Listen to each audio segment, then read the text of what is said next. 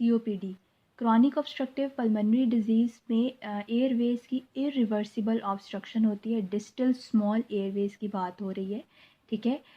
ये ज़्यादातर स्मोकर्स में, ओल्ड एज पेशेंट्स में होता है। वो पेशेंट्स जो कोल माइनर्स में काम करते हैं, कैडमियम से एक्सपोजर होता है जिनका, या अल्फा-1 एंटीट्रिप्सिन डेफिशिएंसी होती है, उनके अंदर COPD होता है, ठीक है। COPD इसमें 2 टाइप्स के डिसऑर्डर्स होते हैं, emphysema and chronic bronchitis. Emphysema ये 2 टाइप्स का होता है, centriacinar and panacinar. Emphysema में ब्रोंक्यूल्स या जो डिस्टल स्मॉल एयरवेज हैं वो परमानेंटली डायलेट हो जाते हैं, ठीक है। उनके अंदर म्यूकस कलेक्ट नहीं होता। जबकि क्रॉनिक ब्रोंकाइटिस, इसके अंदर वो जो डायलेटेड एयरवेज हैं उनके अंदर म्यूकस फिल हो जाता है, उसको हम कहते हैं क्रॉनिक ब्रोंकाइटिस। इस वजह से क्रॉनिक ब्रोंकाइटिस के अंदर क्रॉनिक प्रोडक्टिव कॉफ होती है, ठीक है, क्योंकि उनके अंदर म्यूकस बहुत ज़्यादा, ग्लैंड्स की एक्टिविटी ज़्यादा हो जाती है, ठीक है। एम्फाइसीमा में आपको बता रही थी 2 टाइप्स का होता है, centriacinar and panacinar. C stand for centriacinar, C stand for common and C for smoking, ठीक है। S को आप उसकी प्रोनाउंसिएशन C से होती है। सो एम्फाइसीमा ये एक तो बहुत ज़्यादा, सेंट्री एसिनार एम्फाइसीमा बहुत कॉमन है, स्मोकर्स में होता है। दूसरा होता है पैन एसिनार एम्फाइसीमा, वो अल्फा-1 एंटीट्रिप्सिन डेफिशिएंसी की वजह से होता है, ठीक है। COPD का पेशेंट प्रेजेंट किस तरह से करता है, एक तो ओल्ड एज स्मोकर होगा, ठीक है। सेकेंडली इन पेशेंट्स में क्रॉनिक कॉफ होती है, प्रोडक्टिव कॉफ, स्पुटम उसके साथ होता है, ठीक है।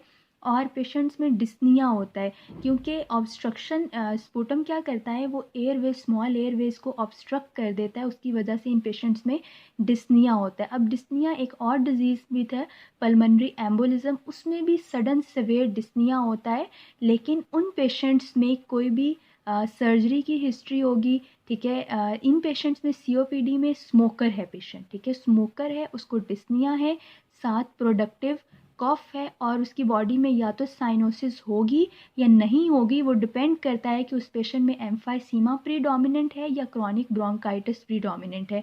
कुछ पेशेंट्स ऐसे भी होते हैं जिनके अंदर एम्फाइसीमा और क्रॉनिक ब्रोंकाइटिस दोनों एक ही पेशेंट के अंदर ये कंडीशंस परसिस्ट करती हैं, ठीक है। वो पेशेंट्स जिनमें एम्फाइसीमा प्रीडोमिनेंट हो उनको हम पिंक पफर्स कहते हैं। पिंक मीन्स के पिंक कलर है इनका, कोई ब्लू कलर इनके अंदर नहीं होता, साइनोसिस नहीं होती। साइनोसिस कब होती है, जब कार्बन डाइऑक्साइड कलेक्ट हो जाता है। जब कार्बन डाइऑक्साइड इनके पेशेंट्स की बॉडी में कम होगी तो एज ए रिज़ल्ट वो पिंक नज़र आएंगे, कोई भी साइनोसिस इनके अंदर नहीं होती, इसलिए क्योंकि बहुत तेज़ी से सांस लेते हैं, मुंह खोल के सांस लेते हैं, इसलिए ये टेक्निक होते हैं, और इनके एक्सपायरेशन फेज प्रोलॉन्ग होता है अलॉन्ग विद पर्स लिप, के मुंह खोल के तेज़ी से सांस लेते हैं, बॉडी से सारा कार्बन डाइऑक्साइड बाहर चला जाता है, इसलिए इनके अंदर कोई भी साइनोसिस नहीं होती। जबकि अगर क्रॉनिक ब्रोंकाइटिस प्रीडोमिनेंट हो तो उन पेशेंट्स को हम ब्लू ब्लॉटर्स कहते हैं। B stand for blue, B stand for balloon.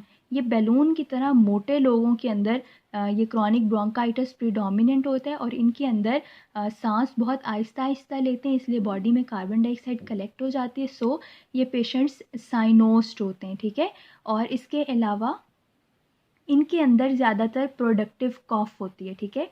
इनको इन्वेस्टिगेट COPD के पेशेंट को किस तरह से करते हैं, एक तो पल्मोनरी फंक्शन टेस्ट करते हैं। पल्मोनरी फंक्शन टेस्ट पे ऑब्स्ट्रक्टिव पैटर्न मिलता है, क्योंकि प्रोडक्टिव कॉफ यानी म्यूकस की वजह से जो स्मॉल एयरवेज हैं वो ऑब्स्ट्रक्ट हो गए हैं। तो जितने भी ऑब्स्ट्रक्टिव पैटर्न्स हैं बेसिकली उनके अंदर एक्सपायरेशन डिफ़िकल्ट होती है, सांस अंदर तो चला जाता है लंग्स के, लेकिन बाहर आते हुए मसला होता है। तो जितनी भी एक्सपायरेटरी वॉल्यूम्स या कैपेसिटीज़ हैं वो कम हो जाती हैं, ठीक है, और रेजिडुअल वॉल्यूम्स बढ़ जाते हैं, ये होता है ऑब्स्ट्रक्टिव पैटर्न। एक्सरे पे इसकी कुछ फाइंडिंग्स हमें मिलती हैं, ये फाइंडिंग्स बहुत इंपॉर्टेंट है।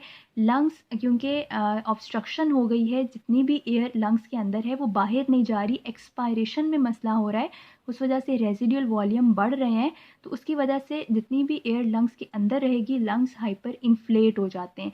जब लंग्स का साइज़ बड़ा हो जाता है, वो इन्फ्लेट हो जाते हैं, तो वो जो नीचे डायाफ्राम का कर्व है उसको भी फ्लैट कर देते हैं, और सेंटर में हार्ट पड़ा होता है, हार्ट को भी कंप्रेस करते हैं, तो हार्ट की जो शेप है वो स्मॉल ट्यूबुलर हार्ट की तरह हो जाती है, ठीक है।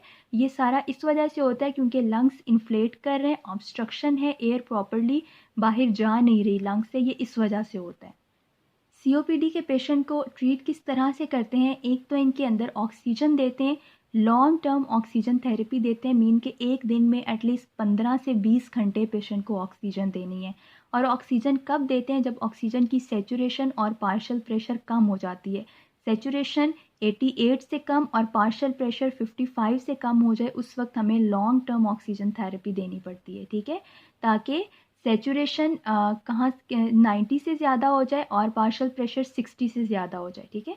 उसके अलावा ब्रोंकोडाइलेटर्स देते हैं, बीटा 2 एगोनिस्ट शॉर्ट एक्टिंग और लॉन्ग एक्टिंग हो सकते हैं, और एंटीकोलिनर्जिक ये भी शॉर्ट एक्टिंग और लॉन्ग एक्टिंग हो सकते हैं। Long acting is tiotropium and short acting is ipratropium. इसके अलावा स्टीरॉइड्स देते हैं, इनहेल्ड या ओरल स्टीरॉइड्स देते हैं।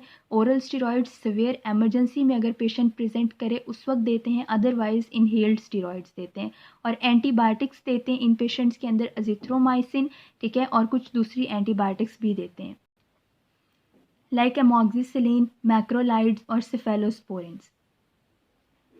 ये उन पेशेंट की मैनेजमेंट थी जो आउटडोर में आते हैं या इंडोर में आते हैं, ठीक है। लेकिन वो पेशेंट जो इमरजेंसी में प्रेजेंट करते हैं उनके अंदर भी हम सेम यही वाला ट्रीटमेंट देते हैं, लेकिन उनके अंदर ऑक्सीजन हम लोगों को एक तो ये बात याद रखनी है, हाई कंसनट्रेशन ऑक्सीजन अवॉइड करनी है। उनके अंदर ऑक्सीजन हम 24 to 28% ऑक्सीजन यूज़ करते हैं, लेकिन वो काफ़ी देर तक हमें देनी होती है।